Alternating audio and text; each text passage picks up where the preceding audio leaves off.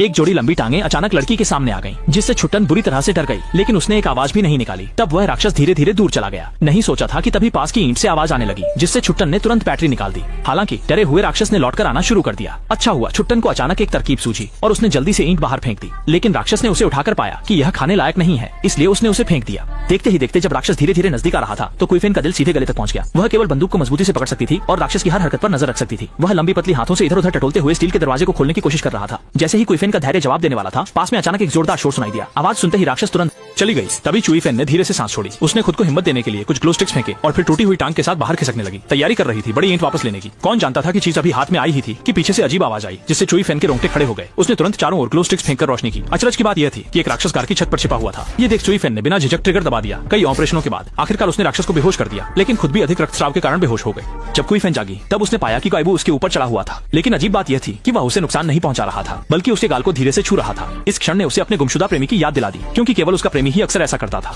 उसे तुरंत एहसास हुआ कि उसके सामने का यह गायबू वही प्रेमी है जो कुछ महीनों से गायब था। चुईफेन और गायबू एक दूसरे के गले मिले कुछ समय के लिए, फिर धीरे से ट्रिगर दबाया और उसके साथ इस पीड़ादायक दुनिया को छोड़ दिया। फिल्म यहीं समाप्त होती है।